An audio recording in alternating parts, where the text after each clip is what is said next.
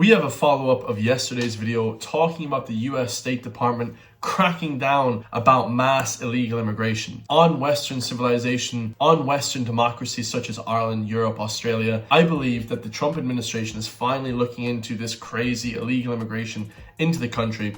And here we have Michael Healy-Rae talking about the government's plan to change Ireland's soft touch immigration rules on the week in politics. So this is an RT show. Obviously, Michael Healy-Rae, more conservative. He's not really against like mass illegal immigration because he actually has IPASS centers, or he has people in his accommodation, in his own accommodation, bringing people in. So he's kind of a hypocrite.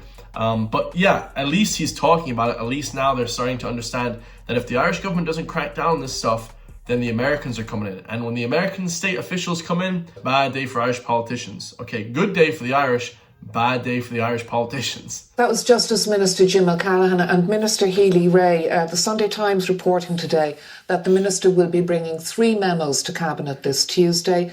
That will, amongst other things, no citizenship for those on benefits, a longer time to qualify for citizenship, tighter rules on family reunification across the board, and also asylum seekers with jobs to make a financial contribution. Can you confirm that those are the government's plans? So those government plans sound good, guys. You know, helping contribute to society.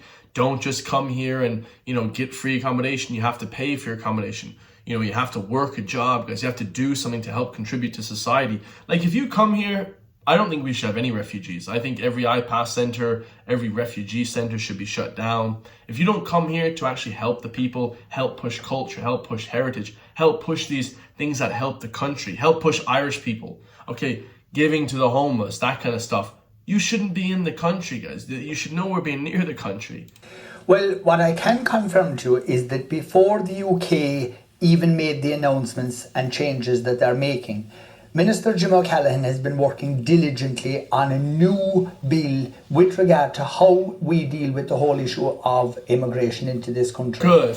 It is very important to note that now, obviously, he is not just immediately reacting to what has happened in the UK because he was working on it already, but he's...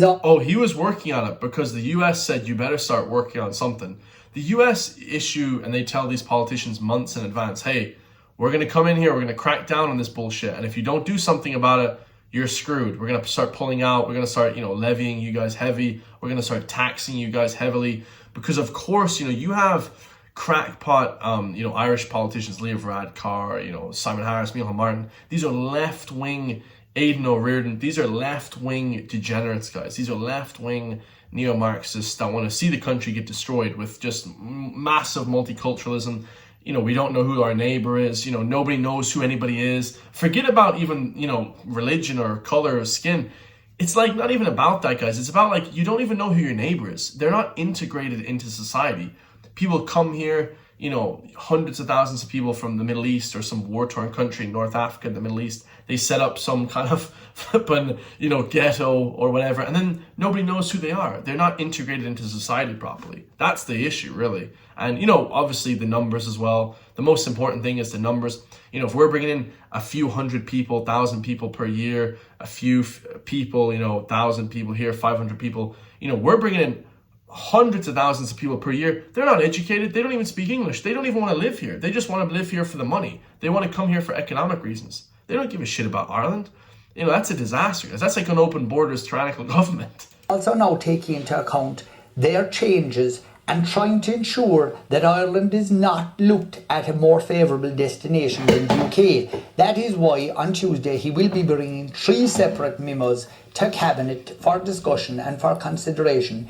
I would imagine that these will result in confirming the changes that will be made in the new immigration bill, which will be coming out later this year.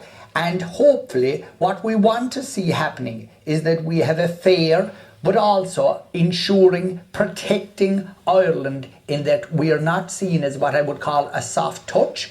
or a place for people to go rather than going anywhere else. Because the UK are being robust about what they are doing, and I really truly believe and have confidence in Minister O'Callaghan that he is robust and strong in trying to protect Ireland's interests as well, because at the end of the day we have done an awful lot with regard to immigration into this country. All right. But at the same time we cannot and must not ever be seen as a soft touch.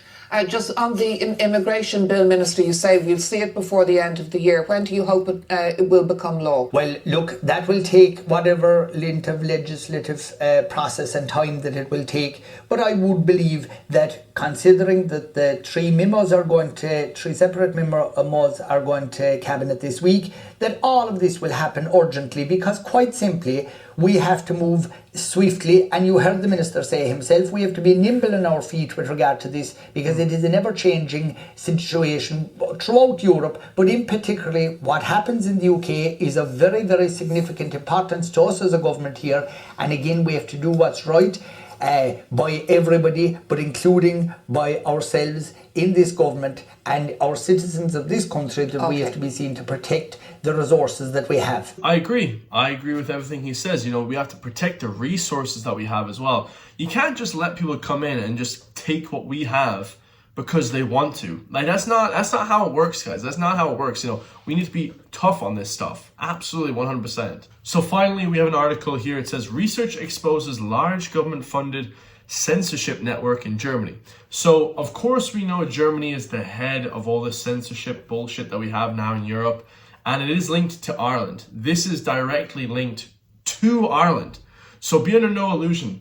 There is massive censorship taking place. Because I'm able to speak openly on YouTube, because it's an American platform, most platforms, that these have now, TikTok or Chinese, you have all these different platforms that aren't really operating out of the US, a lot of these platforms, social media wise, and they're being completely taken down by this censorship network. We call it the censorship industrial complex. They want to send a narrative to people and want to discredit all other narratives. Okay, they have an agenda, they have this left woke Marxist agenda, and they want to destroy all of our agendas on the right. It says here, Andrew Lothanal, director of LiberNet, highlighted a new extensive research on how state-funded NGOs influence digital discourse in Germany, endangering free speech. His research exposed a giant censorship network comprising of over 330 organizations, including state media outlets like Deutsche Welle, funded to censor the online content of German citizens and media organizations. So look at this, guys. Think tanks. The Institute for Strategic Dialogue. That's an Irish one. I believe that's based out of Dublin. They are an NGO. They're pulling down people's Instagram posts. They're reporting X posts. They're pulling down Facebook posts, reporting YouTube videos. It's crazy. Even to have my videos still up on YouTube is a flippin' miracle. I've seen countless Irish YouTubers get their channel pulled for nothing, for no reason whatsoever. Obviously, I try to keep it professional, but at a certain point, guys, it's not even about professionalism. It's just about whether or not you're saying the correct thing or not. You know what I mean? So you have Google here, Meta, Microsoft, Facts for Friends, Fake or Non-Fake. You have all these crazy different think tanks. German Marshall Fund, Spectrum. What is this? This is crazy stuff, guys. It says here, Alliance for Europe. Then you have the European Union, of course, the government, the Federal Ministry of Education, Ministry of Justice. You have academia and research foundations, okay? All these different networks, fact checkers. Fact checker is basically just something that, whether or not they agree with you, fake or not fake. Fate Finder, Hard But Fair. All these different, government finding fact checkers, whether or not they're trying to spread the correct message or not. It's all bullshit, guys. We need the freedom of speech. We want the freedom of speech. We want to openly discuss ideas, and we shall not be suppressed. In Ireland, we have the freedom of speech. Now we have things like the Institute for Strategic Dialogue cracking down on people, completely limiting free speech. Aoife Gallagher, or whatever her name is, the redhead lady, she literally works for the NGOs in Dublin. She has a book out talking about this stuff, all right-wing, all this anti-right-wing stuff. The right-wing have never been in power ever, guys, in Ireland, or anywhere in Europe, matter of fact. Okay, so more conservative people, it's great to see that we're taking over now. All of this makes it seem like I know that they're afraid, guys. It says the government funding has surged since 2016, especially after events considering threats to democracy, prompting a push against fake news. Lowenthal warns many fact checkers lack objectivity, often aligning with governmental views. Of course, these fact checkers, there's no objectivity. There's just, are you left-wing or right-wing? If it's left-wing, it's good. If it's right-wing, it's bad. You see how that can be crazy, guys? He critiques the Network Enforcement Act and Digital Services Act for constraining freedom of expression. The increased censorship fosters public distrust in institutions, deepening societal polarization. Lowenthal advocates reducing funding for content-controlling NGOs, as do I. All of these NGOs should be cut their funding.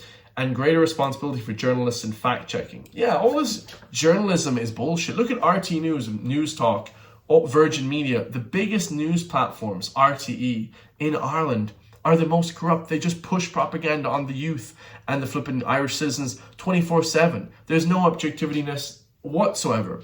I love you all. If you want to keep it objective with me, a non-biased news network, hit the join link underneath the video. Become a member today. We have new membership videos every single day. I love you guys all, and I'll see you in the next one, man. Peace.